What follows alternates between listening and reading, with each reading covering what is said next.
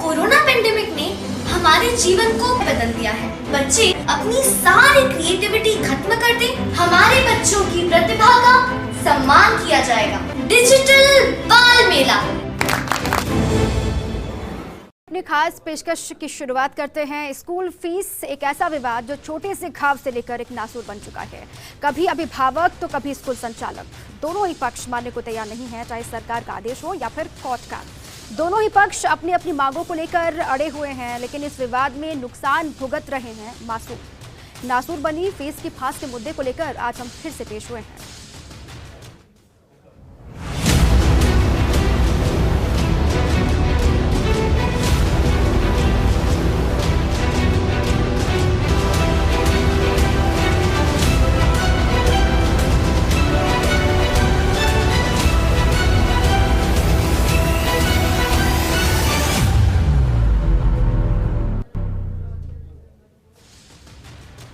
तो आज हाईकोर्ट ने सरकार की ओर से 28 नवंबर को जारी आदेश के मुताबिक फीस निर्धारण की बात कही है। 28 अक्टूबर का आदेश क्या था वो भी आपको समझाते हैं।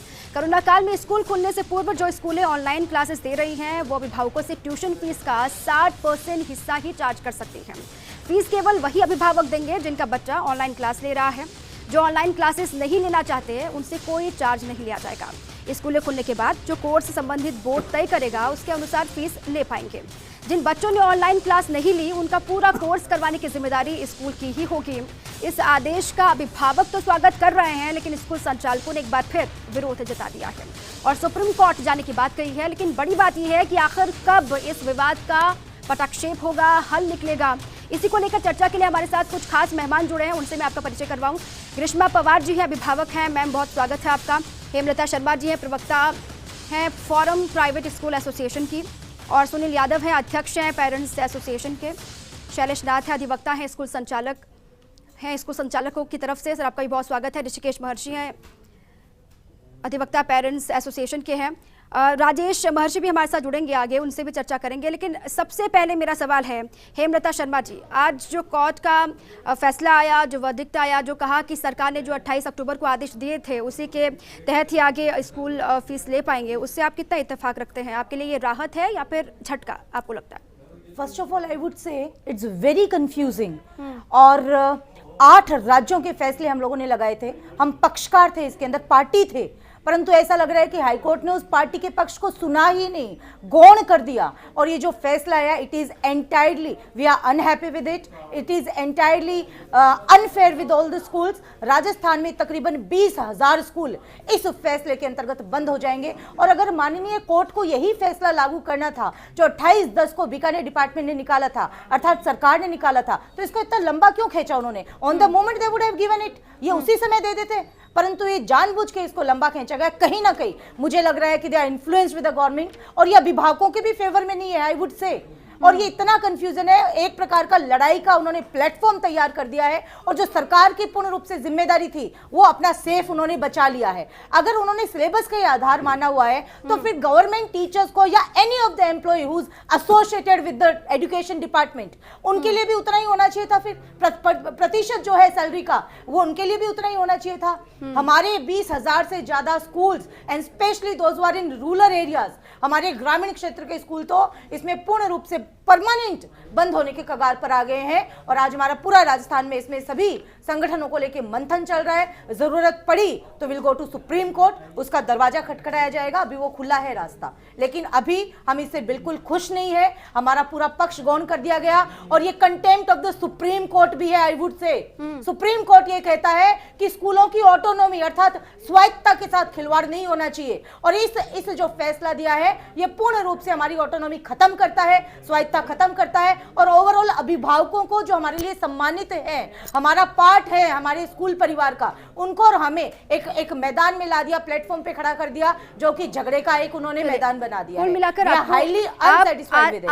आज का जो फैसला हाईकोर्ट का है उससे नाखुश है। आपका कहना यही है कि इससे कोई सॉल्यूशन नहीं निकला, आगे भी आप सुप्रीम कोर्ट जाने के बारे में विचार कर रहे हैं? चलिए ठीक है। ग्रीष्मा पवार जी भी हमारे साथ हैं, वो अभिभावक हैं, पेरेंट हैं, वो अभिभावकों का दर्द समझ भी रही है, शुरुआत से लेकर उनकी भी नाराजगी है। ग्रीष्मा जी, आपने सुना हेमलता जी को और कोर्ट का वर्डिक्ट जो आज का था, कोर्ट ने जो कहा, उससे क्या आप इत्तेफाक रखती हैं या फिर आपको लगता है कि इसी से सॉल्यूशन नहीं निकलेगा, अभी और भी आगे बढ़ना बाकी है? हम तो कोर्ट में गए इसलिए थे कि हम राहत की उम्मीद कर रहे थे, है ना, लेकिन कोई राहत मिली ही नहीं हमें, बल्कि ये तो कंट्रोवर्सी हो गई। अगर कोर्ट को यही करना था कि अगर स्कूल और पेरेंट्स आपस में ही बैठ के ये डिसीज़न लें, तो फिर हम कोर्ट में क्यों गए? हम तो और भी रियायत चाहते थे कि इसको जैसे 67 कहा गया, तो इसको और कम होना चाहिए था, करना चाहिए था। लेकिन फिर आगे क्या, अब आपकी तरफ से क्या किया जाएगा? या फिर आप इससे तो खुश दिखाई नहीं दे रहे, लेकिन something is better than nothing ना मैम, क्योंकि कुछ तो मिल रहा है, वो चाहे आपकी तरह आपको राहत हो या फिर स्कूल संचालकों को, क्योंकि पहले तो वो भी स्कूल संचालकों की तरफ से कहा जा रहा था कि वो 60% उनके लिए मुकम्मल नहीं है या फिर सही नहीं है, और आप कह रहे थे कि 30% से ज़्यादा आप नहीं दे पाएंगे। इसको लेकर भी मैं आगे आपसे सवाल करूँगी, लेकिन सुनील यादव जी, अध्यक्ष पेरेंट्स एसोसिएशन की तरफ से आपके पास में आऊँगी, लेकिन शैले ऋषिकेश महर्षि जी आपके पास में आ रही हूँ। आज का जो पूरा फैसला कोर्ट का आया, उसको किस तरीके से आप देखते हैं, या फिर आगे अब आप क्या संभावनाएं बच जाती हैं? वो हाई कोर्ट में मैं बात करूं या फिर सुप्रीम कोर्ट की बात करूं? हाई कोर्ट की तरफ से चूंकि जो जजमेंट आया है वो डिवीजन बेंच का आया, तो राजस्थान हाई कोर्ट की तरफ से मैटर जो है कंक्लूसिवली डिटरमाइन हो चुका है। मैटर को जिस तरीके से कंक्लूसिवली डिटरमाइन किया गया है, बहुत ही प्रूडेंटली सभी पक्षों को देखते हुए, सुनते हुए, समझते हुए डिटरमाइन किया गया है। मुझे नहीं समझ में आता स्कूल क्यों खुश नहीं है स्कूल्स के, जबकि सभी ग्रीवांसेस को इसके अंदर से अटैच कर दिया गया है। यहाँ एक पैनलिस्ट कह रहे हैं कि सब 8 राज्यों में अलग अलग आया था, पर वो ये बोल रहे हैं कि सुप्रीम कोर्ट में ये सभी राज्य अलग अलग भी गए थे, और सुप्रीम कोर्ट ने कहा था कि सभी राज्यों के स्टेटस अलग अलग हैं, सभी राज्यों के हालात अलग अलग हैं, तो सभी राज्यों के हिसाब से अलग अलग उन्हीं के हाई कोर्ट इस फीस के मैटर को उनके स्टेट के बेसिस पे ही डिटरमाइन करेंगे। सुप्रीम कोर्ट के तरफ से, सुप्रीम कोर्ट के लेवल पे कोई एक स्ट्रेट जैकेट फार्मूला नहीं तय किया जा सकता, और उसी के तहत राजस्थान हाईकोर्ट ने सभी पक्षकारों को पूरे 2 दिन तक सुनते हुए, सभी के दोबारा से रिटन सबमिशंस मंगाते हुए, जितने भी सबमिशंस थे वो सबको सुनते हुए इस मैटर को डिटरमाइन किया है। स्कूल्स को कंटिन्यूसली बार बार बोला गया था कि आप लोग अपने एक्सपेंसेस के अपनी डिटेल सारी कोर्ट के सामने रखें, पर ये कहते हैं कि हम इतने सारे स्कूल्स हैं, इतने सारे फोरम्स हैं, 10,000 स्कूल्स हैं, 15,000 स्कूल्स हैं, बट किसी एक स्कूल ने अपने 1 रुपये के भी एक्सपेंस की डिटेल कोर्ट के सामने नहीं रखी, जबकि पेरेंट्स ने अपने सभी तरीके की जितनी भी हार्डशिप्स हो रही थी वो सभी को कोर्ट के सामने रखा। कोर्ट ने उसको समझा और उसके बावजूद एक बैलेंस डिसीजन दिया है, जो न तो सिर्फ और सिर्फ पेरेंट्स के फेवर में है, न सिर्फ और सिर्फ स्कूल के फेवर में है। एक बीच का रास्ता निकालते हुए तय किया गया है कि जो एक्सपेंसेस हुए हैं उसके अकॉर्डिंगली पहली राज्य सरकार आदेश दे चुकी है, फिर भी अगर स्पेशली फीस डिटर्मिनेशन की बात निकलती है तो आप अपने सभी आय व्यय को सामने रखें, पेरेंट्स के साथ में बैठें, जैसा कि ऑलरेडी स्कूल रेगुलेशन फी एक्ट के अंदर से प्रोविजन है, 2016 से ही एप्लीकेबल है। जो स्कूल्स मानने को ही तैयार नहीं है कि 2016 के रूल्स एक्ट जो है, जो रूल्स 2017 के हैं उनकी कंप्लायंस की जाए, तो हाईकोर्ट ने उसी को रिआइटरेट करा है कि आप उन्हीं रूल्स की कंप्लायंस के अंदर से दोबारा से फीस स्पेशली डिटरमाइन करा सकते हैं, पर आपने आय और व्यय के डिटेल सामने तो लेकर के आए। अब स्कूल्स अगर अपने आय व्यय की डिटेल्स ही नहीं लेके आना चाहते, वो इसको कंसील करना चाहते हैं, तो उसका तो कोई नतीजा नहीं निकल सकता है। मोटे तौर पे ये जो जजमेंट है एक फेयर डिसीजन है, फेयर जजमेंट है, रीजनेबल है। इसमें कोर्ट ने दोनों पक्षों की मजबूरियों को, दोनों पक्षों के हालातों को समझते हुए जजमेंट पास करा है। बिल्कुल, आपने कहा कि सभी को ध्यान में रखकर, वो स्कूल संचालक हो या फिर वो अभिभावक हो, सभी को ध्यान में रखकर आज कोर्ट ने भी फैसला दिया, और सरकार के जो पहले के बिंदु थे वो भी यही थे, वो सभी को जस्टिफाई करते हुए ही बिंदु बनाए गए थे। सुनील यादव जी, मैं आपका रुख कर रही हूँ, आज का जो फैसला हाईकोर्ट का आया उससे आप इत्तेफाक रखते हैं? वो आपके लिए, जैसे कि ऋषिकेश जी ने भी कहा कि राहत की बात है अभिभावकों के लिए भी, स्कूल संचालकों के लिए भी, आप इससे इत्तेफाक रखते हैं? देखिए, अभिभावकों के लिए थोड़ी राहत की बात तो है, लेकिन फिर भी हमारी एक नाराजगी है कि अगर 28 अक्टूबर को जो राज्य सरकार ने जो आदेश दिया था, यह एक एफिडेविट दिया था, अगर उसी को आपको ऐसे कैसे लागू करना था तो पहले 1.5 महीना क्यों निकाला गया? पिछले 1.5 महीने में निजी स्कूल संचालकों ने लाखों विद्यार्थियों को ऑनलाइन क्लासेस से बाहर किया है, उसके अभिभावकों को उसको डराया गया, फीस के लिए डराया गया, ऑनलाइन एग्जाम ले लिए गए, टेस्ट ले लिए गए, बच्चे को टेस्ट से बाहर कर दिया गया। फिर भी एक और बात है, राहत की बात इसलिए है कि अगर सरकार और न्यायालय इसकी अगर अच्छे से पालना करा पाए उस केस में, क्योंकि ऑनलाइन क्लासेस के लिए कहा गया है कि जब तक स्कूल ऑनलाइन क्लासेस चलेंगी और स्कूल फिजिकली ओपन नहीं होते हैं तब तक 60% लास्ट ईयर का जो ट्यूशन फीस था उसका 60% लगेगा। तो पहली बात तो ये क्या है कि क्या सरकार या न्यायालय या सरकार अच्छे से इसकी पालना कराए कि कोई भी स्कूल अपनी फीस ना बढ़ाए, लास्ट ईयर जितनी फीस थी उतनी फीस रहे। दूसरा, हम बार बार स्कूल्स का दरवाजा खटखटा रहे हैं, कोई भी स्कूल अपनी ट्यूशन फीस बता नहीं रही है, तो हमारा वापस ये कहना है कि अगर न्यायालय या सरकार अच्छे से पालना करा पाए और ट्यूशन फीस का पार्ट बता पाए। अच्छा, एक लेकिन सबसे बड़ा ऑब्जेक्शन एक रह गया है, सरकार ने जो आदेश दिया था उसमें भी एक कमी रह गई थी, न्यायालय ने भी शायद उसको अच्छे से नहीं देखा। कहा गया कि जो विद्यार्थी ऑनलाइन क्लासेस नहीं ले रहे हैं उनसे कोई भी फीस नहीं ली जाएगी। ठीक है, ये बात सही है, कोई फीस नहीं ली जाएगी, लेकिन जिस दिन स्कूल खुलेंगे उस दिन स्कूल की जिम्मेदारी रहेगी कि उस बच्चे को उतना पढ़ाया जाए। लेकिन आप सपोज करिए कि इस सेशन में अगर स्कूल नहीं खुलता है, अगर अप्रैल या मई में मेरा बच्चा तो ऑनलाइन क्लास ले रहा है, वो तो ऑनलाइन क्लास ले रहा है तो वो ऑनलाइन एग्जाम भी दे देगा, लेकिन किसी XYZ के बहुत सारे ऐसे बच्चे हैं जो संसाधनों की कमी के चलते हुए या पेरेंट्स की कुछ मजबूरियों की वजह से या रिमोट एरिया की वजह से ऑनलाइन क्लासेस नहीं ले पाए। उस बच्चे का भविष्य अब क्या होगा, क्योंकि ऑनलाइन क्लासेस उसने ली नहीं, आपने एक राहत दे दी कि उसको फीस नहीं देनी है, ठीक है फीस तो नहीं देनी, लेकिन उस बच्चे का भविष्य क्या होगा, क्योंकि जो बच्चे ऑनलाइन क्लासेस ले रहे हैं वो तो ऑनलाइन एग्जाम भी दे देंगे, लेकिन जिस बच्चे ने ऑनलाइन क्लासेस नहीं ली है उसका भविष्य क्या होगा। सही कहा सुनील जी कि जो ऑनलाइन क्लासेस ले रहे हैं वो तो एग्जाम में बैठेंगे या फिर उनकी तो क्वालिटी सुधर रही है शिक्षा की, लेकिन जो ऑनलाइन क्लास नहीं ले पा रहे हैं उनके बारे में सरकार क्या सोच रही है, उनको प्रमोट करने का कोई आदेश या प्रमोट करने के कोई संकेत नहीं दिए गए हैं। ठीक है शैलेश नाथ जी, आपका मैं रुक कर रही हूँ सर। आज का जो पूरा फैसला है वो कहीं ना कहीं आपसे जोड़कर भी इसलिए देखा जा रहा है क्योंकि आप लोगों की जो मांग थी उसको ध्यान में रखकर ही सरकार ने पहले बिंदु बनाए थे, लेकिन आप उससे नाखुश दिखाई दे रहे थे। लेकिन आज जो कौत ने कहा कि उन्हीं बिंदुओं के आधार पर आगे फीस लिया जाएगा, उससे आप कितना इत्तेफाक रखते हैं? माननीय न्यायालय ने जो आज फैसला दिया है उस फैसले का मुख्य सार ये है कि फीस का निर्धारण किया जाएगा, विशेष फीस का निर्धारण किया जाएगा और वो फीस एक्ट 2016 के तहत किया जाएगा SLFC द्वारा। अब बात यह है कि जो पुराना फीस एक्ट है जो आया है उसमें ही ऑब्जेक्शंस थे। उसमें ऑब्जेक्शन ये थे कि उस पूरे फीस एक्ट में कहीं पर भी ये अंकित नहीं है कि अभिभावक से जो फीस स्कूल वाला मांगता है अगर अभिभावक उसको ना दे तो उसके खिलाफ क्या कार्रवाई की जाए। इसमें कई स्कूल संचालक, राज्य के कई स्कूल संचालक ये लोग कोर्ट में गए हैं, सुप्रीम कोर्ट में ऑब्जेक्शन उठाया है इस एक्ट के अधीन। माननीय न्यायालय का आदेश जो है उसी एक्ट पे आधारित है। माननीय न्यायालय अपनी जगह कहीं गलत नहीं है, उन्होंने अपने अनुसार एक फिर से फीस कमेटी का गठन करके फीस कमेटी को फीस को निर्धारण करने का आदेश दे दिया है। और अब जो फीस कमेटी 9 महीने हो चुके हैं और फीस कमेटी का गठन 2 महीने में करके और उसका फीस का निर्धारण करने का आदेश जो आया है उस आदेश में एक चीज का कमी रह गई है, या कमी कहें या इसमें एक चीज और आदेश आना चाहिए। बेसिकली लड़ाई जो थी वो ये थी कि कुछ सक्षम स्कूल शिक्षा दे रहे थे, चाहे ऑल्टरनेटिव मेजर्स थे, ऑनलाइन, व्हाट्सएप, नोट्स, स्कूल शिक्षा दे रहे थे। फीस का जो था वो फीस एक्ट के तहत, फीस एक्ट चैलेंज्ड है कोर्ट में, वो अभी चल रहा है सुप्रीम कोर्ट में प्रकरण। कुछ सक्षम अभिभावक जो थे और कुछ असक्षम अभिभावक थे जिनकी नौकरियां चली गई थी, जिनके पास पैसे नहीं थे। अब हुआ ये कि इन आदेशों के कारण जो सक्षम अभिभावक थे उन्होंने भी स्कूल की फीस देना बंद कर दिया।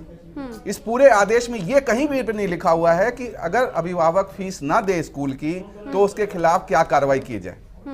हम बच्चों को सजा नहीं दे सकते, बच्चे अभिभावक की गलती के सजा नहीं भुगत सकते। अब वो निर्धारण के लिए फिर से कह दिया गया, जो कि एक विवादित चीज है। फीस का निर्धारण जब स्कूल ना करके अभिभावक और स्कूल मिलकर करेंगे तो आपस में मन मुटाव होगा।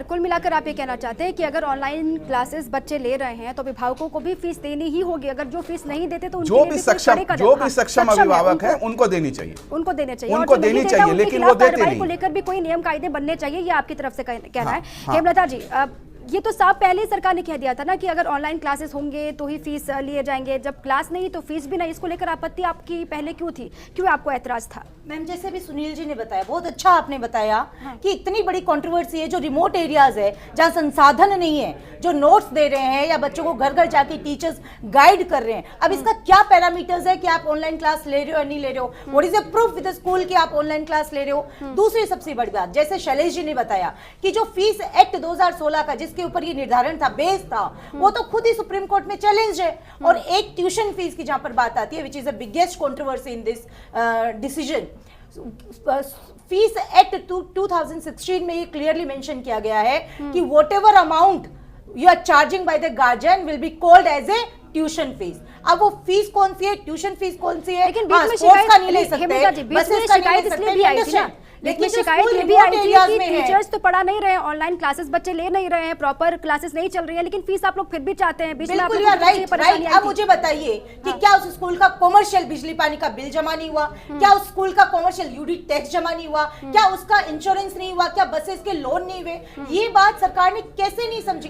माननीय न्यायालय ने कैसे नहीं समझी ये बात? I am so surprised. और इसीलिए कहीं ना कहीं ये अव्यवहारिक है। इसलिए हम सबसे बड़ा दुख ये है क्योंकि हजारों की तादाद में, मैंने आपको आंकड़ा बताया है कि हमारे 20,000 से ज्यादा शिक्षा के मंदिर, हमारे स्कूल बंद हो जाएंगे। इतनी ज्यादा कंट्रोवर्सी है, लेकिन इसका असर क्या होगा? विवाद का अड्डा बना दिया गया है। लेकिन इसका असर क्या होगा? इसका असर क्या होगा? वो पेरेंट्स हो या फिर टीचर्स हो, उससे ज्यादा जो इफेक्टेड होंगे वो मासूम बच्चे होंगे, वो आपके भी होंगे, पेरेंट्स के भी होंगे। सबसे ज्यादा सफर बच्चे करेंगे, सबसे ज्यादा सफर बच्चे करेंगे, वो बच्चे करेंगे। ग्रीष्मा जी, इसका साफ तौर से असर क्या होगा? क्योंकि बच्चे स्कूल नहीं जाएंगे, घर में ऑनलाइन क्लासेस वो पढ़ रहे हैं, अगर वो भी उनको नहीं मिल पा रहा तो इसका सीधा असर तो बच्चों पर पड़ेगा। उसके लिए फिर क्या किया जाए?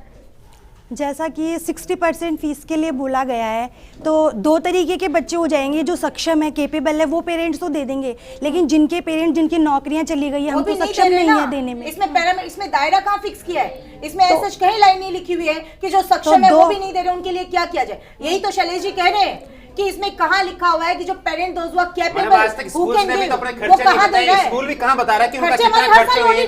आप लाखों करोड़ों रुपए कमा रहे हो, पिछले 20-15 सालों से कितना पैसा कमा रहे हो आप, और आज आप एक साल एक महामारी आती है और स्कूल वाले फीस लूट रहे हैं। और आइए आप you are most welcome, you are most welcome. आप देखिए ना, आप पेरेंट्स को जवाब नहीं देना चाह रहे हो, आप ट्यूशन फीस नहीं बताना चाह रहे हो। एक मिनट, अगर आप ईमानदारी से 20-25 सालों से आपको इतने पैसे दे रहे, लाखों रुपए में फीस देते जा रहे हैं। पहली बार एक महामारी आई है और उस महामारी में अगर हम आपसे मिलना चाह रहे हैं, आपसे बात करना चाह रहे हैं, आप जवाब नहीं दे रहे, आप मिलना नहीं चाह रहे, ऐसा नहीं। मैं इस पे एक प्रकाश पहली बार 100 क्यों गए? 100 क्यों गए? क्योंकि आपने एक से मिले नहीं है, आपने एक को काट के भगा दिया, आपने फटकार दिया, आपने गार्ड ने गेट के अंदर घुसने नहीं दिया। आज हम यहाँ क्यों बैठे? स्कूल की वजह से बैठे। कोर्ट में मामला स्कूल वाले लेके गए थे, स्कूल वाले क्यों गए कोर्ट में? पहले अभिभावकों से मिलते, अभिभावक आपसे मिलना चाह रहा था, आपने अभिभावक से मिला नहीं। आप एक डेटा शेयर करना चाहता हूं। 50,000 स्कूल हैं और उनकी जो वैलिड डेटा है उसके हिसाब से एवरेज फीस है 6,200 रुपए प्रति बच्चा प्रति स्कूल। ये बात करते हैं सिर्फ 5% स्कूलों की, 95% स्कूलों की बात कोई नहीं करता है।